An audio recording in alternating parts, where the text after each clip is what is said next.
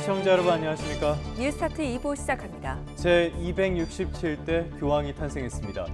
그 주인공은 미국 출신의 로버트 프랜시스 프레보스트 추기경, 주기명은 레오 14세입니다. 선출이 확정된 뒤 첫 발언은 평화가 여러분 모두와 함께 있기를 이었습니다. 세계 곳곳에 포성이 울리는 상황 속에 큰 울림이 있기를 기대합니다. 단일화 문제를 둘러싼 국민의힘 김문수 후보와 지도부, 또 무소속 한덕수 예비후보 간의 갈등이 파국으로 치닫고 있습니다. 김문수 후보는 법적 대응에 나섰고 당 지도부는 후보 교체 카드까지 꺼내들었습니다. 이 싸움에서 누가 이기든 당에는 치명상이 남을 것으로 보입니다. 그럼 이 시각 주요 뉴스부터 살펴보겠습니다. 추기경단의 비밀회의인 콘클라베 둘째 날 네 번째 투표 끝에 새로운 교황이 탄생했습니다. 차기 교황은 미국 출신의 69살 로버트 프레보스트 추기경으로 레오 14세로 즉위합니다. 도널드 트럼프 미국 대통령이 관세 전쟁을 시작한 이후 처음으로 영국과 무역 협상을 타결했습니다. 영국은 소고기 등 시장을 개방하는 대가로 철강, 알루미늄 관세 폐지와 자동차 관세 쿼터를 받아냈습니다. 한미 관세 협상에도 영향을 미칠 것으로 보입니다. 국민의힘 김문수 대선 후보와 한덕수 전 총리와의 후보 단일화 논의가 또 결렬됐습니다. 김문수 후보가 대통령 후보자 지위 인정 가처분 신청을 낸 가운데 단일화를 염두에 둔 후보 적합도 조사는 오늘 마무리됩니다. 파기환송심 연기로 재판 리스크를 덜어낸 더불어민주당 이재명 대선 후보는 경제계 접촉면을 넓히며 우클릭 행보에 나서고 있다는 평가입니다. 민주당은 조희대 대법원장 사퇴 압박 등 공세 고삐를 늦추지 않고 있습니다. 최상병 사망사건 조사 외압 의혹을 수사하는 고위공직자범죄수사처가 이틀째 압수수색 시도에 나선 끝에 대통령실로부터 관련 자료를 제출받았습니다. 수사에 탄력이 붙을지 주목됩니다. 금요일인 오늘 전국에 비가 내립니다. 제주와 남해안에는 시간당 최고 50mm에 달하는 여름철 폭우 수준의 강한 비가 쏟아질 가능성이 있어서 주의가 필요합니다.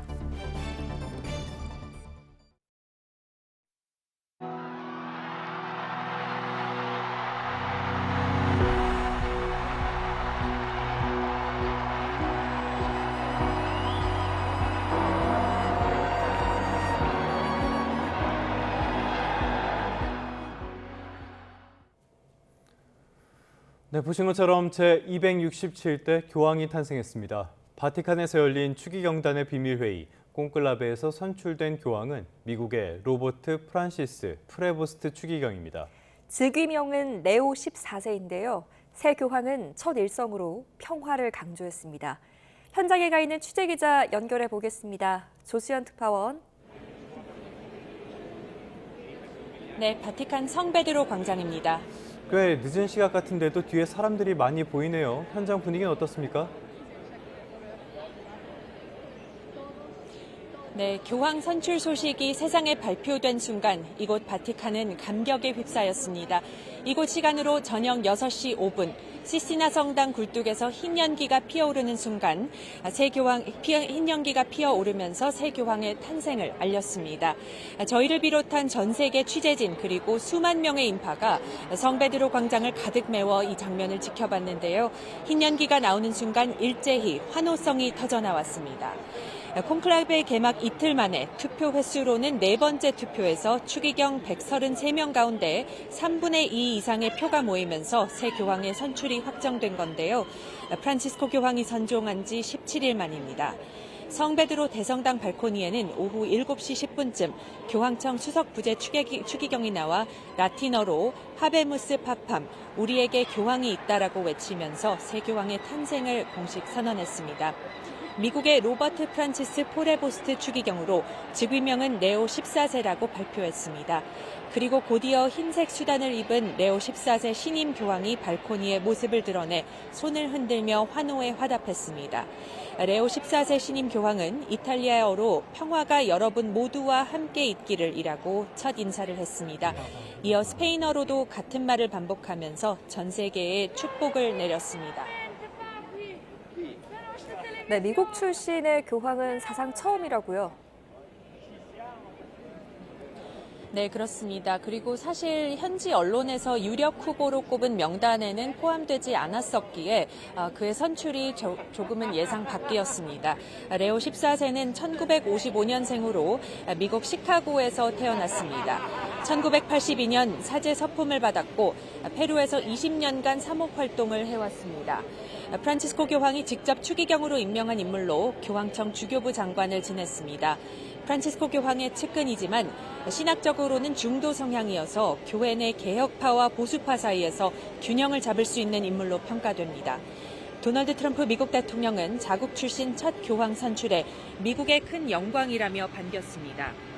트럼프 대통령은 SNS를 통해 축하 메시지를 올리고 교황 레오 14세를 만나길 고대한다고도 말했습니다. 교황은 세계 인구의 17%에 이르는 가톨릭교도 14억 명을 이끄는 영적 지도자로서 막강한 권력을 지닙니다. 새 교황에게는 우크라이나와 중동 전쟁 등 분쟁으로 얼룩진 지구촌의 화합 도모, 교황청 재정 투명성 강화 등 무거운 과제가 놓여 있습니다. 지금까지 바티칸에서 YTN 조수연입니다. 이번에는 대선 전국으로 가보겠습니다. 국민의힘 김문수 대선 후보 그리고 무소속 한덕수 예비 후보가 2차 단일화 협상에 나섰습니다. 하지만 이번에도 결국 합의점을 도출하지 못했습니다. 공개 토론 형식으로 진행된 만남에서 두 후보는 서로의 입장차만 거듭 확인했습니다. 임성재 기자입니다. 첫 번째 단일화 협상 결렬 뒤 다시 얼굴을 맞댄 김문수, 한덕수 후보. 일단 반갑게 손을 맞잡았습니다. 하지만 사실상 공개 토론 형식으로 진행된 회동 양상은 초반부터 순탄치 않게 흘러갔습니다. 먼저 단일화 결판을 짓자고 압박하고 나선 건 한덕수 후보였습니다. 국민의힘 경선 내내 김문수 후보가 김덕수나 을지문덕이란 표현까지 써가며 단일화를 공언해온 점을 지적한 겁니다. 4월 19일부터 5월 6일까지 18일 동안의 과정에서 22번이나 단일화를 하겠다. 한덕수 후보와 단일화를 하겠다. 이에 김 후보는 한 번도 단일화를 안 한다고 한 적이 없다고 맞받았습니다. 다만 오는 11일까지 단일화를 완료하란 요구엔 응할 수 없다며 자신은 절차대로 당 경선을 통과한 후보임을 부각했습니다. 왜 다 끝난 다음에 나타나셔서 왜 당신 약속을 22번 했는데 안 지키냐 이렇게 청구서를 내미는 것은 청구서 아닙니다. 조금 문제가 아니죠. 국민의힘 이번 기호를 받기 위해 하루빨리 단일화를 마무리해야 하는 한 후보와 대선 후보 등록일인 오는 11일 이후면 유리한 고지를 점하는 김 후보 간 의견 차이가 쉽게 좁혀지긴 어렵다는 분석입니다. 두 후보는 한 후보의 입당 여부를 놓고도 충돌했습니다. 김 후보는 한 후보가 11일 전 단일화가 이루어지지 않으면 출마하지 않겠다고 발언한 점을 고리로 그렇다면 왜 애초 입당하지 않았냐고 따져 물었고 여러 가지 성격으로 보나 또 앞으로 지향하시는 방향으로 보나 마땅할 거라고 생각합니다. 그런데 왜 안 들어오시고 밖에 계시나요? 그런데 한 후보는 대통령 권한대행으로서 국정 현안에 대응해야 했다는 점을 강조하며 단일화가 되면 바로 국민의힘에 입당하겠다고 받아쳤습니다. 지금 단일화가 잘 되면 저는 즉각 국민의힘에 입당하겠습니다. 시종일관 의견 차이만 확인한 두 후보는 1시간 만에 회동을 종료했습니다. 애초 당내에서 기대했던 두 후보의 아름다운 단일화 모습은 찾기 어려워졌다는 관측입니다. YTN 임성재입니다. 이렇게 단일화 논의가 공전하는 가운데 국민의힘 김문수 대선 후보가 대통령 후보자 지위 인정 가처분 신청을 법원에 냈습니다. 김 후보는 한 방송에 출연해 대통령 후보자 지위 확인을 위해 서울 남부지방법원에 가처분을 신청했다고 밝혔습니다. 김 후보는 합법적인 절차를 거친 후보인 자신에게 당 지도부가 며칠 내로 단일화를 하라고 압박하는데 문제 제기 차원에서 가처분 소송을 제기했다고 설명했습니다. 반대로 더불어민주당 이재명 후보는 주요 경제단체장들과 만나서 경제 성장과 기업의 중요성을 강조했습니다. 정년 연장과 주 4.5일제 등 경제계의 민감한 현안에는 사회적 대화를 거치자고 말했는데 이 같은 행보를 두고 이 후보가 다시 우클릭 행보에 나섰다는 평가도 나옵니다. 김다현 기자가 보도합니다. 파기환송심 연기로 재판 리스크를 덜어낸 이재명 대선 후보는 최태원 대한상공회의소 회장 등 5개 경제단체장을 만나는 등 경제 행보를 제기했습니다. 경제단체장들은 우리나라 성장 동력이 떨어졌다며 다른 나라와의 연대, 신산업 육성 등 건의사항을 전달했습니다. 이에 이 후보는 대한민국이 희망을 가지는 길은 경제의 지속적 성장이라며 그 중심엔 기업이 있을 수밖에 없다고 호응했습니다. 그리고 국가도 이제는 기업가형 국가로 우리가 변모해 가야 됩니다. 이런 방식으로는 이제는 대한민국 경제는 지속적으로 성장하기 어렵다. 이 후보 공약인 정년 연장과 주 4.5일제를 두고 경제단체 우려의 목소리도 나왔는데 이 후보는 사회적 대화를 거치자며 갑자기 정책을 시행하지는 않을 거라고 설명했습니다. 혹시 어느 날 갑자기 무슨 계엄 선포하듯이 그렇게 할 점 그런 걱정 안 하셔도 됩니다. 근데 그런 오해가 있는 것 같아요. 반도체 특별법 주 52시간 예외 문제도 재차 언급하며 대화의 중요성을 역설했습니다. 제가 양쪽 얘기를 들어봤더니 별로 차이가 없는데 없는 차이를 만들어서 싸우고 있더라고요. 의심하고. 이 후보는 또 어버이날을 맞아 어르신 돌봄 국가 책임제를 시행하고 의료 취약계층을 위한 주치의 제도를 확대하겠다는 내용의 공약도 내놨습니다. 이재명 후보는 험지 바닥 민심 훑기에 이어 경제계 접촉면을 넓히면서 연일 광폭 민생 행보를 이어가고 있습니다. 특히 기업과 성장을 거듭 중시하면서 중도층과 무당층 표심을 공략하려는 의도도 엿보입니다. YTN 김다현입니다. 더불어민주당 이재명 대선 후보는 서울 모처에서 김종인 전 국민의힘 비상대책위원장과 오찬 회동을 가졌습니다. 민주당 중앙선대위 공보단은 이 후보가 안보 인사와 함께 대한민국이 옳은 길로 가기 위한 조언을 구했다며 이같이 밝혔습니다. 또 김종인 위원장은 이 후보에게 국민을 안심시키는 것이 중요하다며 준비를 잘 하라는 당부를 했다고 전했습니다. 공식 선거운동 첫날은 오는 12일입니다. 이재명 후보는 서울 광화문 광장에서 첫 유세를 진행할 예정입니다. 민주당 선대위 유세본부는 기자회견에서 이번 대선은 12.3 비상계엄을 극복하려는 국민 열망이 만들어낸 선거인 만큼 유세 콘셉트를 광장의 유세로 정했다면서 이같이 밝혔습니다. 이어서 첫 유세지를 광화문으로 정한 이유는 비상계엄 이후 윤석열 전 대통령 파면까지 124일 동안 광화문을 메웠던 국민의 함성을 유세로 이어가 빛의 혁명을 완성하겠다는 의지라고 설명했습니다. 더불어민주당의 압박 끝에 이재명 후보의 공직선거법 사건 재판이 연기됐죠. 하지만 더불어민주당은 조희대 대법원을 겨냥한 공세의 고비를 늦추지 않고 있습니다. 당 내에서는 조 대법원장의 사퇴를 요구하는 목소리가 잇따랐고 또 사법부의 대선 개입 의혹을 수사하기 위한 특검법도 논의되고 있습니다. 나혜인 기자입니다. 다음 주 현직 대법관 12명을 상대로 국회 청문회를 예고한 민주당은 사법부 수장인 조희대 대법원장의 거취 문제로 전선을 넓혔습니다.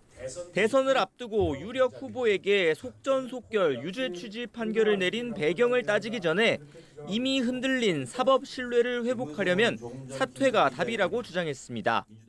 조희대 대법원장이 계속 그 자리에 있는 한 정치 개입에 나선 사법부의 독립과 국민적 신뢰 회복이 없다는 점을 강조해 말씀드립니다. 당내에선 사법권 남용에 따른 법적 책임을 묻기 위해 특검 수사가 필요하다는 주장도 빗발쳤습니다. 조국혁신당, 진보당 같은 범진보 정당과 함께 특검법 초안까지 마련했지만 일단 사법부의 자정 노력을 지켜보기로 했습니다. 다만 군소정당에선 이재명 후보 파기환송 판결을 사법 내란으로 규정하고 조 대법원장 탄핵을 추진하자는 목소리가 터져나왔습니다. 조희대 대법원장 탄핵을 비롯한 사법부 내 내란 세력에 대해서 책임을 묻는 절차에 즉각 돌입해야 합니다. 국민의힘은 이 모든 게 사법부 독립을 흔드는 보복 협박 정치라고 비난했습니다. 정치 권력으로 법원을 짓누르는 순간 민주주의가 무너진다며 헌법 파괴 행태를 중단하라고 날을 세웠습니다. 입법과 사법을 장악하고 있는 세력에게 행정부까지 넘어간다면 이재명 독재 국가의 끔찍한 본편이 시작될 것입니다. 반면 민주당은 입법부든 행정부든 사법부든 권력을 견제하는 건 국민이라며 사법개혁을 대선의 화두로 띄운 건 불신을 자초한 대법원이란 입장입니다. 대법원장 특검과 탄핵 카드 역시 여전히 살아있다며 이재명 후보의 나머지 재판도 대선 이후로 미루라고 압박하고 있습니다. YTN 나인입니다. 더불어민주당이 조희대 대법원장을 겨냥한 특검법 발의를 검토하는 것을 두고 국민의힘은 사법부를 완전히 인질로 삼겠다는 것이라고 비판했습니다. 신동욱 수석대변인은 서면 논평을 내고 특검은 권력 감시 장치이지 재판을 뒤엎기 위한 정치적인 칼이 아니라며 이같이 지적했습니다. 이어 입법이 사법을 인질 삼고 정치가 법을 조종하기 시작하는 순간 대한민국 민주주의는 숨쉴 공간조차 잃는다며 조폭식 협박 정치를 지금 당장 멈추라고 촉구했습니다. 최상병 사망사건 조사 외압 의혹을 수사하는 고위공직자 범죄수사처가 이틀째 압수수색 시도 끝에 대통령실로부터 관련 자료를 제출받았습니다. 그동안 더디게 진행돼 왔던 관련 수사가 이번 압수수색을 시작으로 탄력을 받게 될지 주목됩니다. 김태원 기자입니다. 국가안보실과 대통령 비서실에 대한 압수수색을 시도한 첫날, 대통령실 측 승낙을 받아내지 못하면서 빈손으로 발길을 돌렸던 공수처. 이튿날 오전부터 다시 집행 시도에 나서 6시간 만에 압수수색을 마쳤다고 밝혔습니다. 대상기관 측 협조 아래 절차가 순조롭게 진행됐다고도 덧붙였습니다. 공수처가 대통령실에 영장을 제시한 뒤 사실상 임의 제출 형태로 관련 자료를 건네받은 겁니다.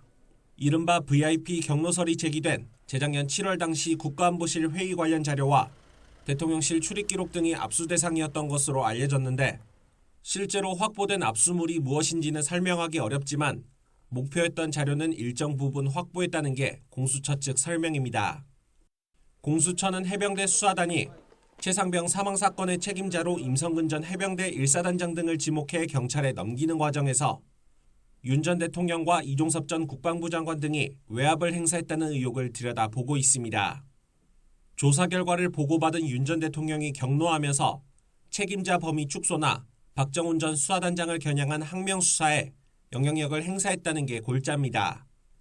특히 이번 압수수색 영장에는 윤 전 대통령과 이 전 장관을 직권남용 혐의를 받는 피의자로 적시하기도 했습니다. 공수처는 압수물 분석을 마치는 대로 관계자들을 차례로 불러 사실관계를 확인할 방침인 가운데 1년간 표류했던 수사에 속도가 붙을지 관심입니다. YTN 김태원입니다.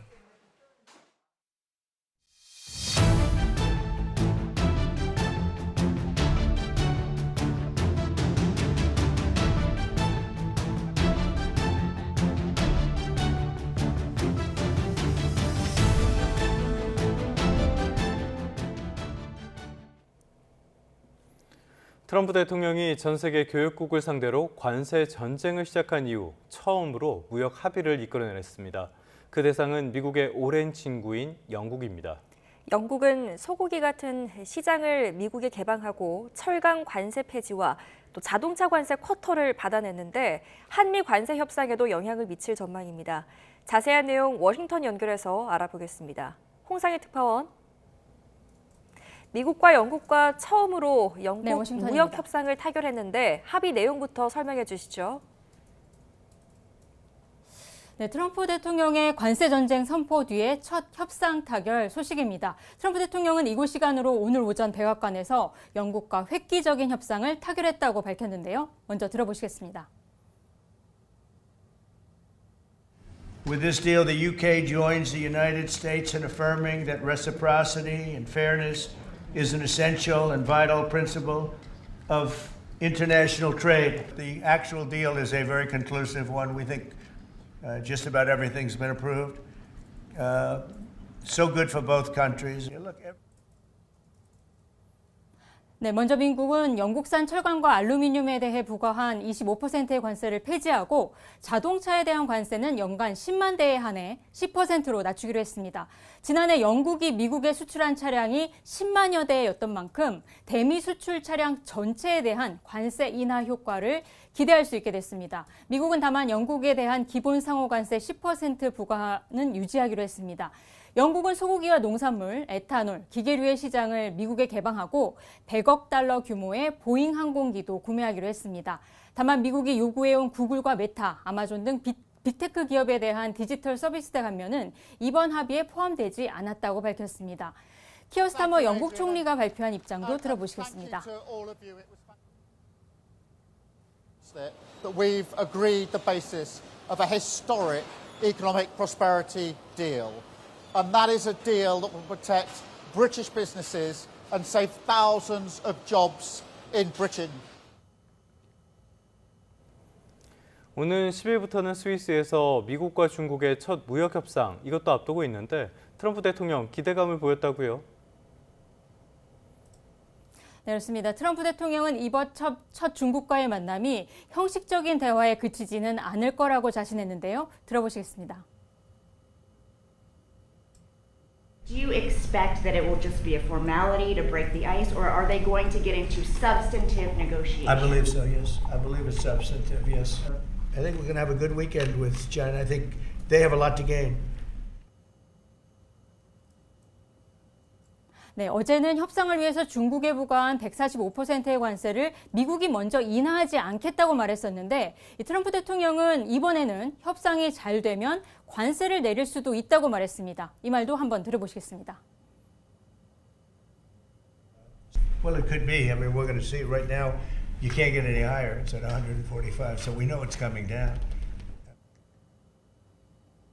네, 또 중국도 미국과 합의하기를 정말 원하고 있다면서 이번 협의 이후에 시진핑 중국 주석과 이번 주말에 통화할 수도 있다고 말했습니다. 네, 이번 영국과의 협상 타결이 한미 협상에는 어떤 영향을 미칠지도 관심입니다. 네, 그렇습니다. 미국은 영국과의 합의를 근거로 다른 나라에도 조속한 합의를 압박할 것으로 보이는데요. 우리나라에도 미국산 소고기 등 농산물 수입 확대와 이 미국산 제품 등에 대한 통관 간소화를 요구할 가능성이 있어 보입니다. 우리나라도 영국과 마찬가지로 자동차 관세 인하와 철강과 알루미늄에 부과된 관세 철폐나 인하를 요구할 수도 있는 상황이 될 것으로 보입니다. 현재 한미 양국은 지난달 24일 미국에서 진행된 한미 2+2 통상협의에 이어서 지난 6일에는 실무협의를 갖고 워킹그룹 구성 등 후속 협의를 이어갔습니다. 오는 15일부터는 제주도에서 열리는 에이펙 통상장관회의에서 제이미슨 그리어 무역대표부 대표가 참석하게 되는데 이 자리에서 최종 안건을 논의할 것으로 보입니다. 미국과 영국의 관세 협상 타결과 미중 고위급 회담에 대한 기대감으로 오늘 뉴욕 증시 3대 지수는 모두 상승 마감했습니다. 다우존스 지수는 어제보다 0.62% 올랐고요. S&P 500 지수는 0.58%, 나스닥 종합지수도 1.07% 상승 마감했습니다. 지금까지 워싱턴에서 전해드렸습니다. 더불어민주당 이재명 대선 후보의 외교안보 참모인 김현종 전 국가안보실 2차장이 미국 백악관에서 트럼프 행정부 당국자들과 전격 회동했습니다. 김 전 차장은 이재명 후보 외교안보보좌관 자격으로 백악관 고위 당국자들을 만나 한미일 3국 협력을 강화해야 한다는 이 후보의 입장을 전달했다고 밝혔습니다. 김 전 차장은 백악관 방문을 마친 뒤 기자들을 만나 한미 동맹은 매우 중요하고 가급적 업그레이드해야 한다며 한미일 협력 관계도 강화할 필요가 있다는 게 이재명 후보의 입장이라는 걸 강조했다고 말했습니다. 국민의힘 김문수 대선 후보와 당 지도부 간의 내홍 사태가 극한으로 치닫고 있습니다. 김 후보가 단일화 압박은 해당 행위라고 날을 세우자 지도부는 한심하다고 받아치며 후보 교체 카드까지 꺼내들었습니다. 강민경 기자입니다. 국민의힘 지도부가 양자 대결 여론조사 등 단일화 로드맵을 제시한 바로 다음 날, 김문수 후보는 예정에 없던 긴급 기자회견을 열었습니다. 당 지도부가 정당한 대통령 후보인 자신을 끌어내리려는 해당 행위를 한다고 목소리를 높였습니다. 강제 후보 단일화라는 미명으로 정당한 대통령 후보인 저 김문수를 끌어내리려는 작업에서 손 떼십시오. 김 후보는 당원 당규상 당무 우선권을 꺼내들고 다음 주 방송토론과 여론조사를 거쳐 무소속 한덕수 후보와 단일화를 하겠다고 밝혔습니다. 오는 11일 선관위 대선 후보 등록이 마감되기 전에 단일화를 끝내야 한다는 당 지도부의 방침을 정면으로 거부한 겁니다. 김 후보는 관훈클럽 토론회에 참석해서도 당이 한 후보의 이른바 꽃가마를 태우려 한다며 지도부를 정조준했습니다. 한덕수 후보 초대론에 지나지 않지 이건 단일화도 아니다. 그러면 우리 경선은 뭐고 참여한 모든 국민과 당원과 후보들은 뭐냐. 이런 점에서 이것은 대국민 사기극이 아니냐. 당 지도부는 격양된 반응을 감추지 못했습니다. 전당대회 과정에서 즉각 단일화를 공언하며 당선된 김 후보가 이제와 말바꾸기를 한다며 언성 높여 질타했습니다. 당원들의 명령을 무시한 채 그 알량한 대통령 후보 자리를 지키기 위해서 정말 한심한 모습이었습니다. 국민의힘이 독재자로 규정한 대권 경쟁자 민주당 이재명 후보의 빗대기까지 했는데 지도부는 예정대로 이번 주 양자 여론조사를 통해 11일까지 단일화 계획을 강행하겠다는 입장을 고수했습니다. 후보 교체를 시사하는 초강수까지 두며 김 후보자 결단을 전방위로 압박하는 모양새입니다. 일단은 그 여론조사 이런 거 계속합니다. 대선 승리를 위해서 뭘 할 수 있는지에 대해서 깊이 고민하고 거기에 필요하면 결단도 낼 수 있다. 김문수 후보도 대통령 후보자 지위 인정 가처분 신청을 법원에 내며 물러서지 않았습니다. 원내 이 당의 대선 후보와 당 지도부가 전면전을 불사할 만큼 극한 대치를 벌이는 건 우리 정당사에서도 유례를 찾기 힘들다는 분석입니다. 단일화 논의가 이전 투구 양상으로 흐르면서 이대로 가다가는 단일화가 성사돼도 오히려 손해라는 분석마저 나옵니다. YTN 강민경입니다. 이런 가운데 김문수 후보는 오늘 대구, 부산 방문 일정을 전격 취소했습니다. 김 후보 캠프는 언론 공지를 통해 다시 일정을 공지하겠다면서 이같이 밝혔습니다. 김 후보 측 관계자는 YTN에 단일화를 둘러싼 상황이 심각하게 돌아가고 있는 만큼 지방에 있으면 대응이 어려울 것이라고 판단했다며 일정 취소 이유를 설명했습니다. 무소속 한덕수 예비 후보와의 추가 회동 가능성에는 어제 만남 당시 다시 뵙고 싶다는 뜻을 전했으니까 한 후보의 반응을 기다려봐야 하지 않겠느냐고 덧붙였습니다. 이런 가운데 무소속 한덕수 예비 후보는 어제 국회 사랑제 회동 뒤 아직 국민의힘 김문수 후보 측으로부터 다시 만나자는 제안을 받은 적이 없다고 밝혔습니다. 한 후보 캠프 이정현 대변인은 서면 브리핑을 통해 다만 앞으로도 김 후보가 회동을 제안한다면 언제 어디서든 볼 준비가 되어 있다며 이같이 전했습니다. 이 대변인은 그러나 앞으로의 회동은 지금까지와는 달라야 한다며 김 후보뿐 아니라 당의 의견을 충분히 수렴해 단일화에 더 구체적이고 명확한 제안을 듣길 바란다고 요구했습니다. 보신 것처럼 김덕수라는 이야기가 나왔던 김문수 한덕수 단일화가 극심한 진통을 이어가고 있습니다. 지금까지 단일화와는 대체 뭐가 다르기에 이렇게까지 진통이 큰 건지 홍선기 기자가 비교해봤습니다. 지금까지 가장 성공적인 단일화로 꼽히는 건 1997년 15대 대선 당시의 DJP 연합입니다.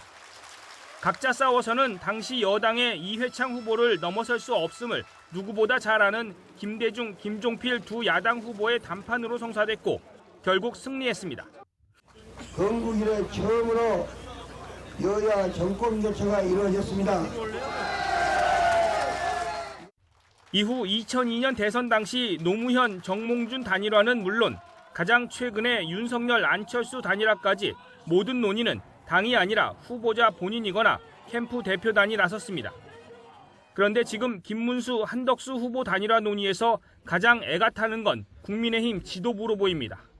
이제 와서 그런 신의를 무너뜨린다면 당원과 국민을 배신하는 것이고 단일화에 실패한다면 비대위원장을 사퇴할 것입니다. 물론 후보들 간에 이뤄낸 단일화라고 해서 모두 승리한 건 아닙니다. 지난 2012년 문재인 안철수 단일화는 진통 끝에 성공했지만 선거에는 패했습니다. 단일화 시점이 늦어졌기 때문이라는 분석인데 국민의힘 지도부가 압박하는 이유 가운데 하나도 이 때문입니다. 그러나 이번 단일화의 가장 큰 차이는 어느 후보가 이기든 국민의힘 후보로 내보내려고 하는 데 있습니다. 단일화 후보를 뽑아놓고도 이분이 우리 당의 대통령 후보가 안 돼서 선관위에 등록을 못하는, 후보 등록을 못하는 그런 사태가 벌어지는 겁니다. 지금까지 각자 출마한 뒤 단일화에서 진 후보가 사퇴하는 방식과 달리 경선을 통과한 후보에게 결승전을 재차 강요하는 모습으로 비치는 겁니다. 당헌 당규를 개정해서 김문수 후보의 이 지위를 끌어내리려고 하는 것 아닌가라는 강한 의심을 김문수 후보가 직접 지금 하고 계십니다. 선거마다 단일화의 모습은 조금씩 달랐기에 이번 김문수 한덕수 단일화의 결론은 어떤 결과를 가져올지도 또 다른 관심사로 떠오르고 있습니다. YTN 홍성기입니다. 대선 후보 단일화를 둘러싼 국민의힘 당내 분란에 더불어민주당은 연일 비판을 쏟아내고 있습니다. 막장 사기극이라는 원색적인 표현까지 나왔는데요. 이재명 후보는 어처구니 없다는 듯이 실소를 터뜨리기도 했습니다. 정인용 기자입니다. 민주당 선대위는 국민의힘이 대선 후보 단일화라는 탈을 쓰고 역모를 벌이고 있다고 날을 세웠습니다. 김문수 후보 대신 무소속 한덕수 예비후보를 당 후보로 옹립하기 위한 요식행위이자 억지 단일화 막장 사기극이라고 맹비난했습니다. 내란 속의 윤석열은 한사코 싸고 돌더니 당원이 뽑은 대선 후보는 못 쫓아내 안달입니다. 초등학교 반장 선거도 이렇지 않을 것입니다. 특히 대선은 포기하고 당권 쟁탈전에 들어간 거라며 내란 방조자를 내세워 친윤 당권을 유지하겠다는 속셈이라고 주장했습니다. 이재명 후보는 다른 당 이야기를 하고 싶지 않은데 이해가 안 된다며 헛웃음을 짓기도 했습니다. 단일화 희생 번트용 후보를 뽑았던 것 같아요. 저는 강제 결혼은 들어봤어도 강제 단일화는 처음 들어봤는데 좀 웃깁니다. 미안합니다. 죄송합니다. 김문수 후보와 한덕수 후보가 살아온 삶을 비교하며 결국 김 후보가 대선 후보 자리를 지킬 거란 전망도 나왔습니다. 정치권에서 자란 잡초 같은 근성이 없어요. 그리고 무엇보다도 김문수 후보의 저 치열함에 못 견뎌요. 다만 김 후보가 대통령이 되면 정광훈 목사가 상황이 된다면서 그런 대한민국이 돼선 안 된다는 비판도 빼놓지 않았습니다. 민주당은 한덕수 후보가 광주 사태란 표현으로 비난을 받자 이재명 후보도 같은 표현을 썼다는 허위 사실을 공표했다며 고발 조치도 했습니다. 후보 단일화를 둘러싼 국민의힘 내용이 격화하면서 민주당 입장에선 이재명 후보의 사법 리스크 등이 상대적으로 덜 주목받아 반사이익을 얻고 있다는 평가도 나옵니다. YTN 정인용입니다. 더불어민주당은 김상욱 의원이 국민의힘을 탈당하자 상식적이고 합리적인 정치인을 사실상 당이 내쫓은 거라고 비판했습니다. 조승래 선대위 수석 대변인은 이재명 대선 후보와 경제 5단체장 간담회 뒤 기자들과 만나 김 의원이 국민의힘의 퇴행적 행태에 실망해 탈당한 심정을 충분히 이해한다며 이같이 밝혔습니다. 이어 탄핵의 정당성과 당의 사과를 요구해온 김 의원이 당 내에서 왕따를 당한 뒤 내쳐졌다며 국민의힘은 지금도 합법적인 절차를 거친 대통령 후보를 쫓아내고 다른 후보로 교체하기 위해서 말도 안 되는 행태를 보이고 있다고 지적했습니다.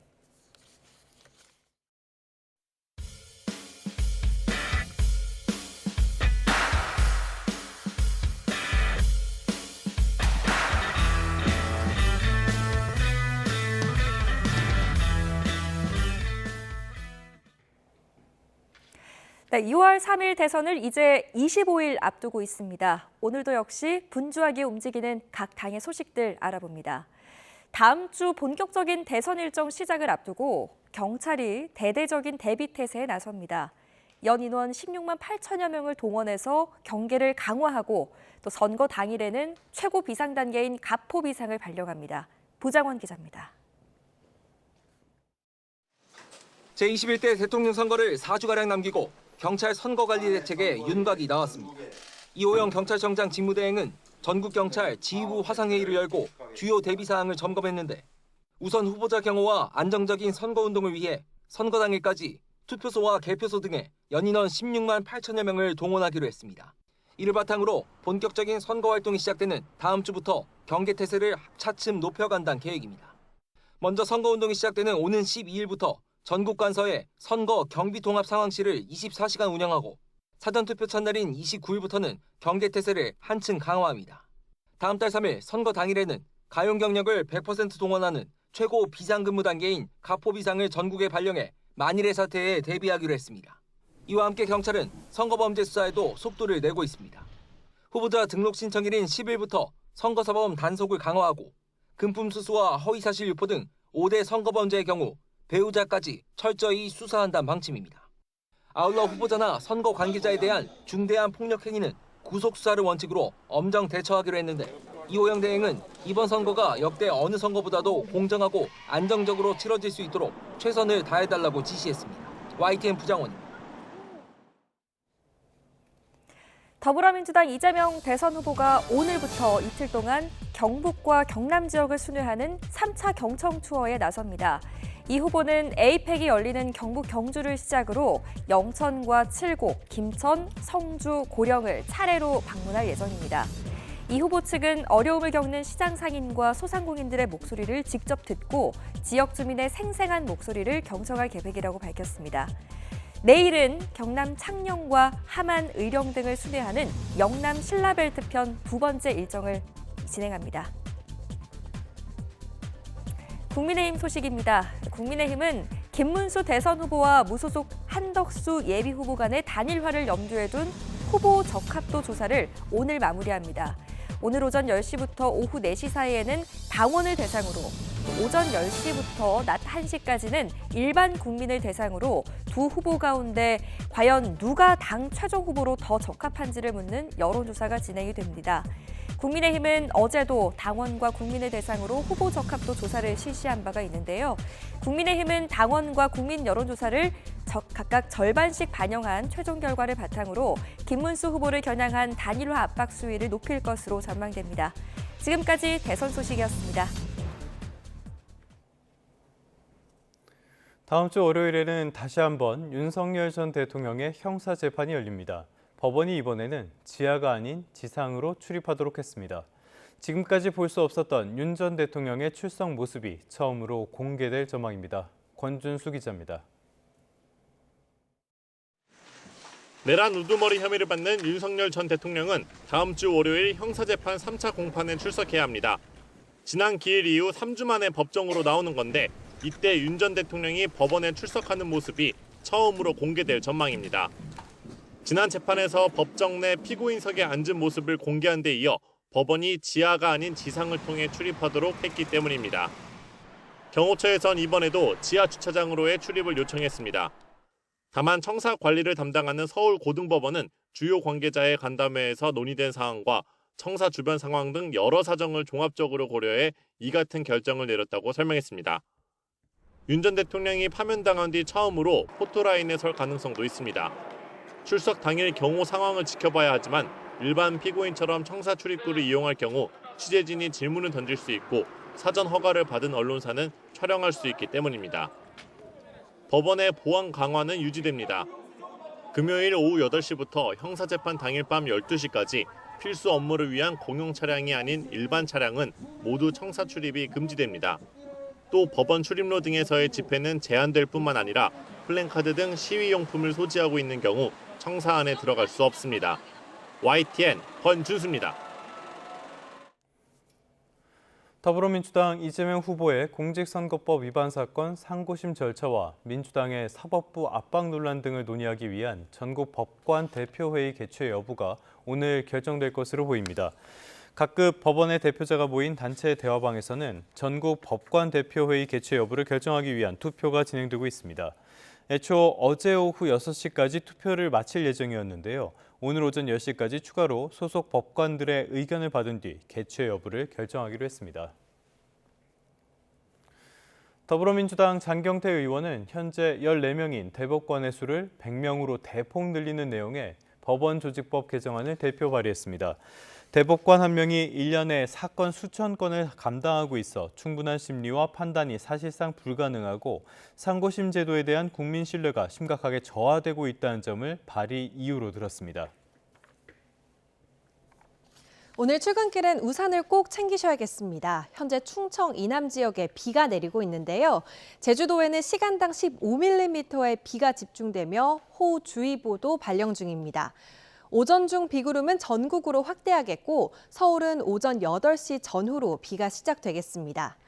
오늘 남해안과 제주도는 마치 여름처럼 호우가 쏟아지겠습니다. 제주도에는 시간당 30에서 50mm, 남해안과 지리산 부근은 시간당 20mm로 강하게 집중되겠고 돌풍과 벼락이 동반되겠습니다. 오늘 밤까지 제주 산간에 최고 200mm 이상, 남해안의 많은 곳은 80mm 이상, 그 밖에 남부지방에 최고 40mm의 비가 오겠고요. 중부지방은 10에서 50mm 예상됩니다. 거센 바람도 동반됩니다. 전국에 강풍이 부는 가운데 해안가와 해상으로는 강풍특보와 풍랑특보가 확대 발령되겠습니다. 시설물 피해 없도록 조심하셔야겠습니다. 기온도 뚝 떨어집니다. 오늘은 한낮에 서울이 16도로 어제 낮보다 기온이 9도가량 낮겠고요. 광주는 19도, 대구는 18도 예상됩니다. 주말인 내일도 중부와 전북, 경북 지역엔 가끔 비가 오겠고 낮 동안 서늘하겠습니다. 휴일에는 영서에 비나 소나기가 내릴 전망입니다. 날씨였습니다.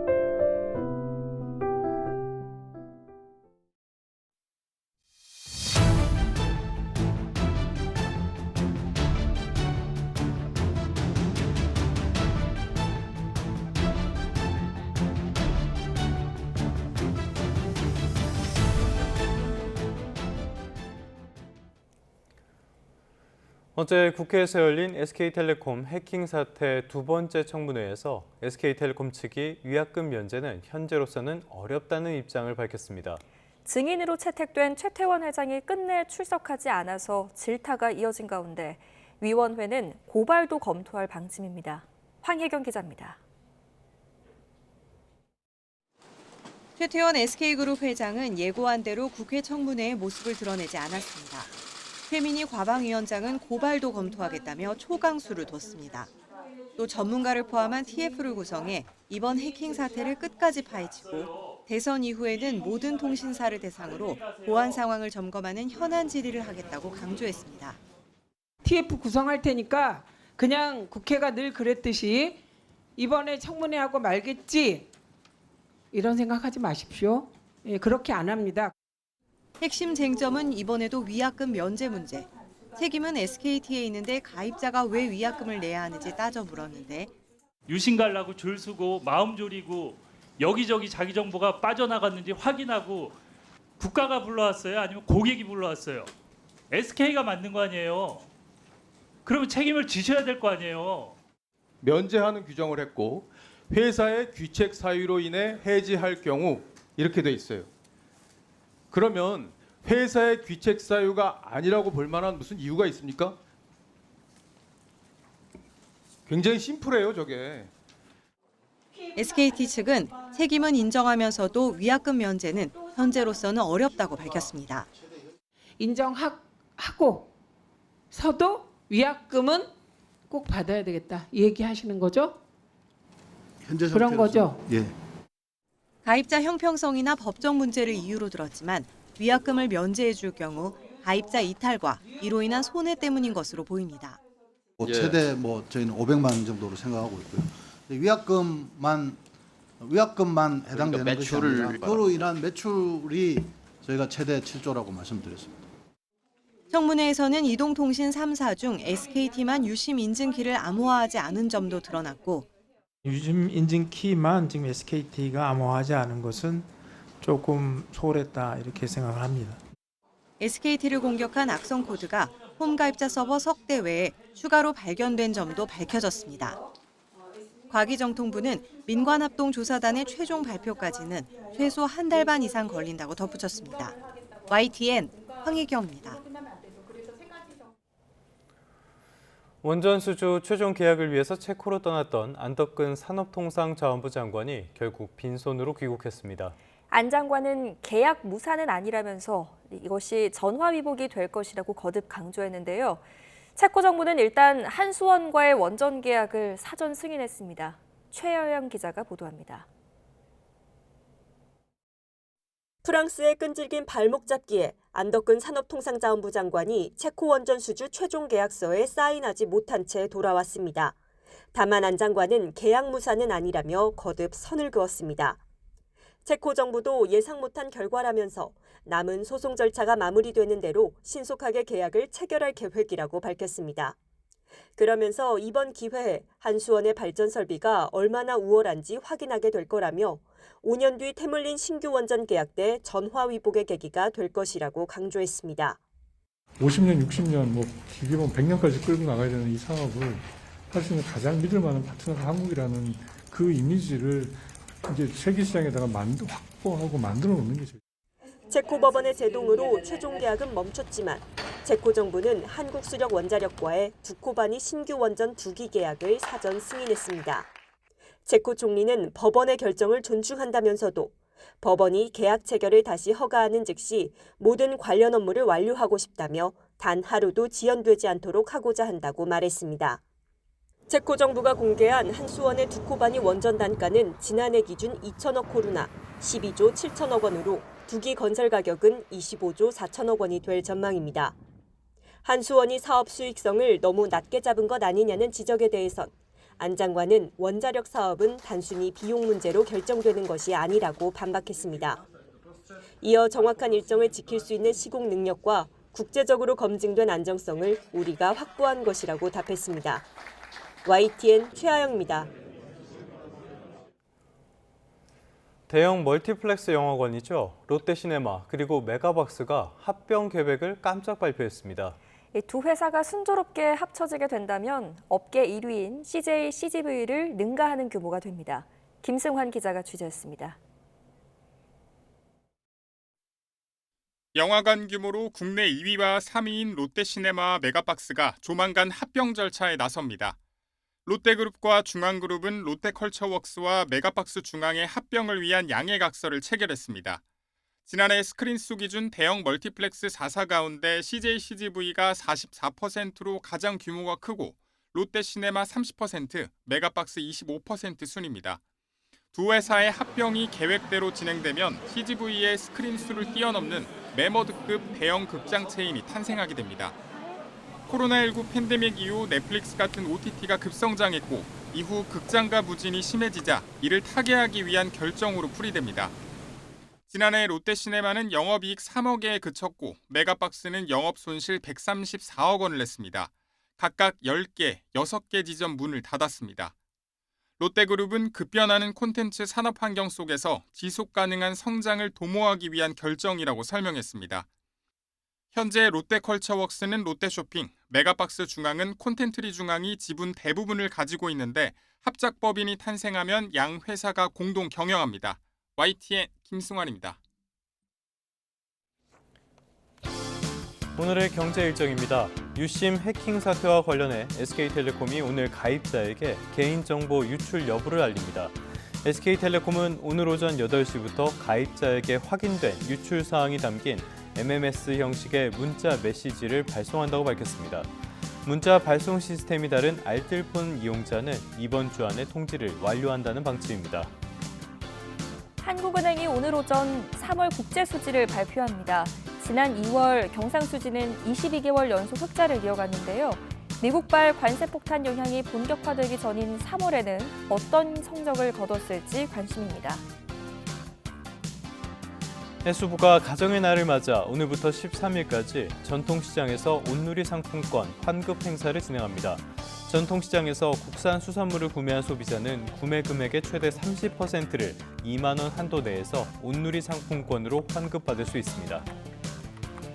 국토교통부가 민간 임대주택 임차인 보호 강화를 위해 오늘부터 임대사업자의 임대보증금 보증가입 관련 정보를 문자 메시지로 안내합니다. 13일까지 시범 운영을 거쳐서 14일 정식 시행할 예정입니다.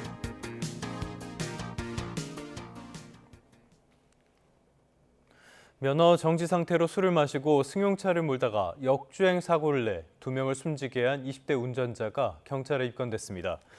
인천 남동경찰서는 어제 무면허 상태로 음주운전을 하다가 사상자를 낸 혐의로 20대 남성 정모 씨를 입건했다고 밝혔습니다.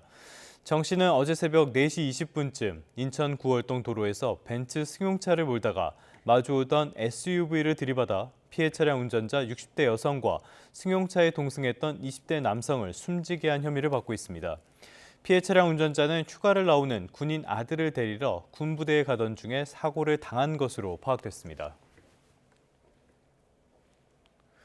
밤사이에는 교통사고가 잇따랐습니다. 서울 도심에서는 중앙분리대 충돌 사고로 1명이 다쳤고요. 중부 내륙 고속도로에서는 화물차 여러 대가 추돌해 1명이 숨지기도 했습니다. 박정현 기자입니다. 승용차 한 대가 8차선 대로를 빠른 속도로 질주하더니 그대로 중앙분리대를 들이받습니다. 어젯밤 10시 20분쯤 서울 반포동 도로에서 난 사고 CCTV 영상입니다. 그 파편을 끌고 가면서 막 불똥도 많이 튀고 지하차도로 200m 이상 막 연기 뿜으면서 진행했다. 운전자 40대 남성은 병원 치료를 받고 있는데 경찰 조사에선 운전부주의를 주장한 거로 전해졌습니다. 또 사고 여파로 파손된 시설물 잔해가 도로 곳곳에 튀어 한때 일부 차선이 통제됐습니다. 대형 화물차 여러 대가 도로 위에 줄줄이 서 있습니다. 일부 차량은 앞부분이 형태를 알아보기 힘들 정도로 심하게 구겨져 있습니다. 어젯밤 9시 50분쯤 중부 내륙 고속도로 고량분기점 근처를 달리던 화물차 4대가 잇따라 부딪힌 겁니다. 사고로 화물차 운전자 1명이 숨졌고 차량 한 대에선 불이 나기도 했습니다. 견인 작업이 지연되며 주변 구간이 4시간 넘게 통제됐고 교통 혼잡이 빚어졌습니다. 경찰은 앞서 발생한 다른 사고 여파로 뒤따라오던 차들이 연쇄추돌 사고를 낸 거로 보고 있습니다. 어제 저녁 7시 반쯤엔 경기 평택 양계장에서 불이 났다가 3시간 반 만에 꺼졌습니다. 닭 7천여 마리가 폐사했고 축사 건물 한 동이 모두 탔습니다. 경찰과 소방당국은 전기적 요인 때문에 불이 난 거로 보고 경위를 조사하고 있습니다. YTN 박정현입니다.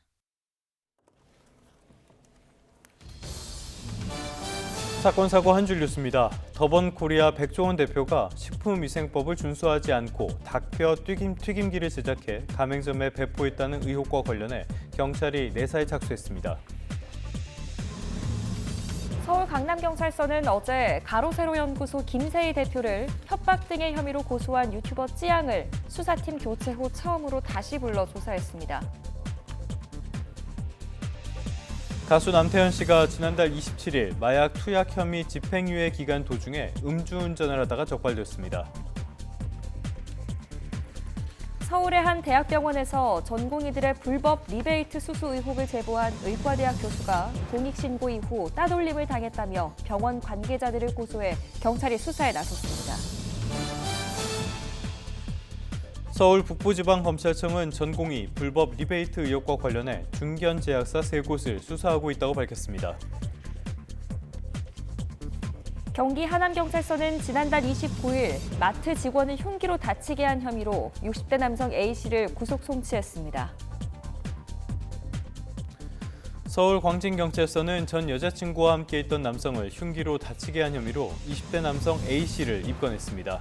지금까지 사건 사고 한 줄 뉴스였습니다. 지난 2월 화재 사고로 작업자 6명을 숨진 부산 반얀트리 리조트 공사 과정에서 인허가 비리가 있었던 것으로 확인이 됐습니다. 소방시설이 제대로 갖춰지지 않았는데도 사용 승인이 났는데 그 뒤에는 검은 돈 3천만 원이 오간 것으로 조사됐습니다. 차상은 기자입니다. 화재 사고가 나기 전 리조트의 공정률은 91%.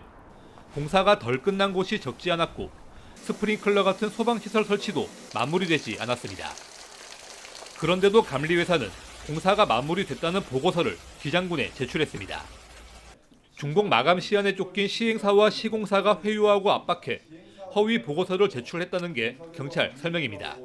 사용 승인을 받기에는 공정률이 위협하다는 사실을 알고 있었음에도 경제적 손실을 막기 위해 감리회사 관계자들에게 회유와 압박 및 뇌물 제공으로 허위의 감리 완료 보고서 등을 관공서에 작성 제출하게 하였고 시행시공사는 허위 감리 보고서를 제출하면 1억 원을 주겠다는 확약서까지 제시했고 실제 3천만 원을 감리 직원에게 건넨 것으로 조사됐습니다.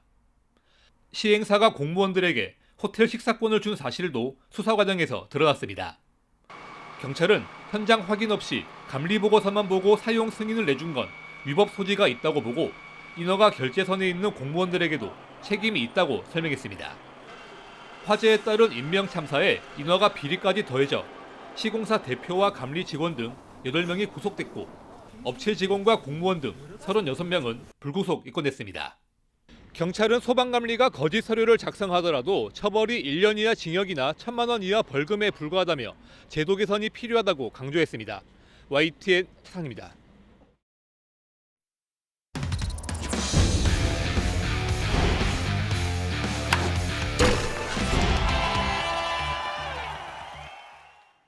금요일 스포츠 뉴스입니다. 프로야구 한화의 기세가 예사롭지 않습니다. 20년 만에 9연승을 거두면서 리그 단독 1위까지 올라섰는데요. 높게 날고 있는 독수리 군단의 비상이 언제까지 계속될지 관심입니다. 양시찬 기자입니다. 위기를 넘기고 6이닝을 2실점으로 막은 문동주가 더그아웃에서 외국인 선발 듀오 폰세, 와이스와 진한 포옹을 나눕니다. 이원석이 시즌 첫 홈런을 날리며 두 자릿수 득점을 완성했을 때는 노시환과 최은성이 이원석을 번쩍 안아올리며 후배의 길을 살려줍니다. 9연승을 달성한 한화 더그아웃 분위기가 느껴지는 장면입니다. 사실 오늘 경기가 쉽지 않았는데 선수들이 다 하나가 돼가지고 저를 정말 많이 도와줘서 오늘 마운드에서 너무 잘하고 싶다는 생각을 많이 가졌던 것 같아요. 지난 2005년 이후 20년 만에 달성한 9연승. 1강이던 LG를 끌어내리고 단독 1위에 오르며 프로야구 초반 판도를 한화 중심으로 재편했습니다. 30경기 이상 소화한 시점에 한화가 단독 선두에 오른 건 지난 2007년 이후 18년 만입니다. 폰세와 와이스, 류현진, 문동주, 엄상백으로 이어지는 막강 선발진이 10개 구단 중 유일하게 이탈자 없이 로테이션을 소화하며 평균 자책점 2위에 올라 있고 야수들의 주루와 수비 지표도 최상위권입니다. 기복이 있을 수밖에 없는 타격이 아닌 투수력과 주루, 수비 지표가 좋다는 점에서 시즌 내내 이 기세가 이어질 거란 관측도 제기됩니다. 한국 시리즈 우승을 일군 지난 1999년 10연승을 넘어 1992년 빙그레 시절 달성한 14연승도 도전해볼 만하다는 전망이 나오는 이유입니다. 아무런 부상 없이 5명이 던져주는 게 가장 큰 것 같고요. 그만큼 저희 투수들이 그거에 맞게 과부하가 좀 안 걸리면서 할 수 있는 변함없이 곁을 지켜온 보살 팬들에게 진한 행복을 선사하고 있는 한화는 이제 최하위 키움을 상대로 21세기 첫 10연승에 도전합니다. YTN 양시창입니다. 프로야구 NC가 울산의 문수 야구장을 올해 대체 홈구장으로 쓰기로 했다고 밝혔습니다. NC는 창원 NC파크의 재개장이 무기한 연기된 상황에서 선수단의 안정적인 경기력 유지와 KBO 리그의 원활한 운영을 위해 이같이 결정했다고 설명했습니다. NC는 오는 16일부터 18일까지 키움과의 경기를 시작으로 대체 홈 경기장 일정을 진행할 예정입니다. 지금까지 금요일 스포츠 뉴스였습니다. 다음 소식입니다. 전국 버스 노조가 오는 12일 일제히 사측과 임금 단체 협약 조정을 신청하고 결렬되면 28일 전국 동시 총파업에 돌입하기로 했습니다. 버스 노조가 속한 한국노총 자동차 노련은 지역 대표자 회의를 마친 뒤 협상을 위해 모든 제안을 올려놓고 최선을 다하겠지만 결렬이 되면 사상 처음으로 전국 동시 전면 파업을 진행하겠다고 밝혔습니다. 노조가 밝힌 파업 대상 버스는 시내버스와 시외버스, 마을, 또 고속버스 등 4만여 대입니다. 얼굴도 모른 채 6.25 전쟁에서 전사한 아버지의 유해로 그래픽 기술을 통해 복원한 영정이 70대 딸과 처음 마주했습니다. 어버이날을 맞아 추진된 행사였는데요. 국방부는 비슷한 방식으로 복원이 가능한 사례가 3구 더 있다면서 작업을 이어나가겠다고 말했습니다. 박희재 기자입니다. 태극기를 걷어내자 나타난 한 앳된 모습의 흑백 사진 영정. 1951년 3월 강원 일대에서 전사한 뒤 12년 전 발굴된 고 송영환 일병 영정입니다. 어버이날을 맞아 국방부 유해발굴 감식단이 처음으로 고인의 얼굴을 복원해 고인의 딸 송재숙 씨에게 공개했습니다. 3살 때 아버지와 헤어진 송 씨는 이제 76살의 할머니가 됐고 아버지는 20대의 얼굴로 다시 송 씨와 마주했습니다. 어버이날을 맞아 흰 카네이션을 영정 위에 올린 송 씨는 말없이 눈물만 흘렸습니다. 가슴이 멍하면서 이분이었구나 이런 생각을 순간으로 했습니다. 저희 아버님이 저 3살 때 나가셨거든요. 어떻게 발이 떨어졌을까? 또 임종하시면서 얼마나 많은 생각을 했었을까 하는.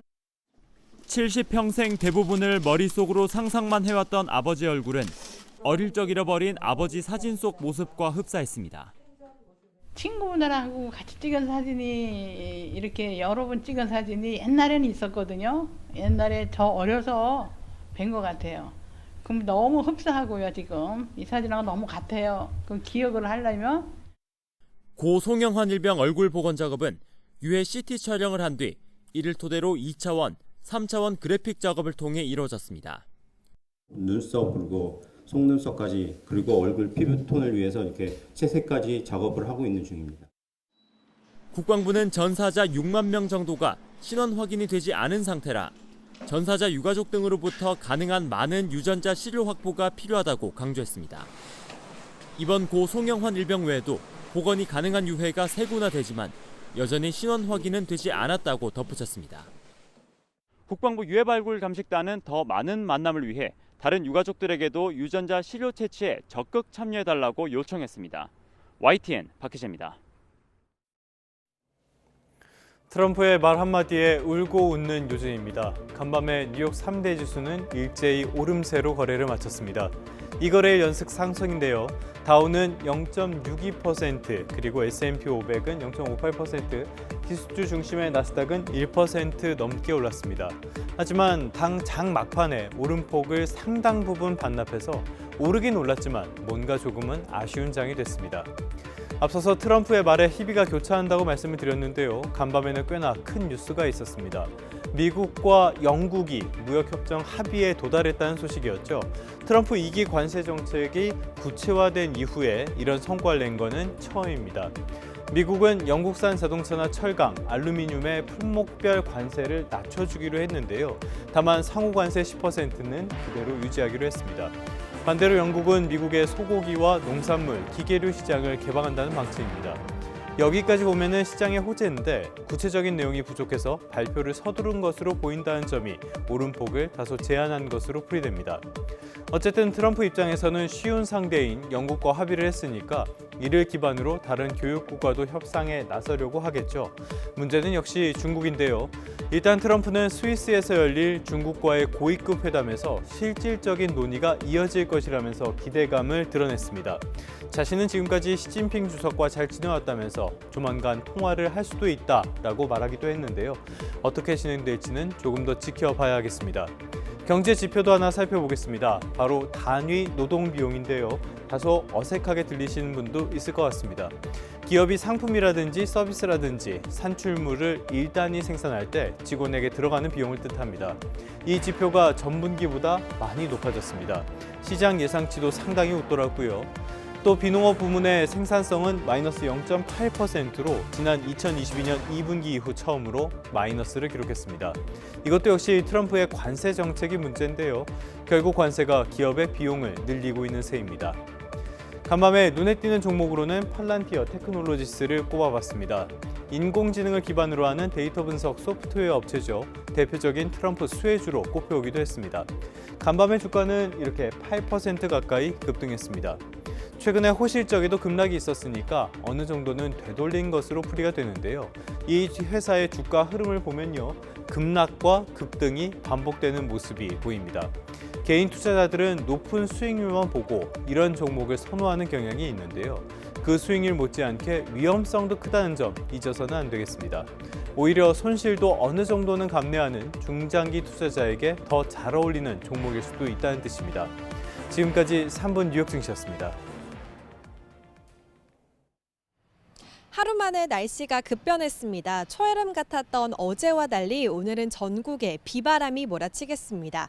지금 상암동에도 약하게 빗방울이 떨어지고 있는데요. 1시간 이내에 서울에도 본격적인 비가 시작될 전망입니다. 비가 내리면서 기온도 뚝 떨어졌습니다. 오늘 서울 낮 기온은 어제보다 9도가량 낮으니까요. 출근길에 우산과 겉옷 꼭 챙기셔야겠습니다.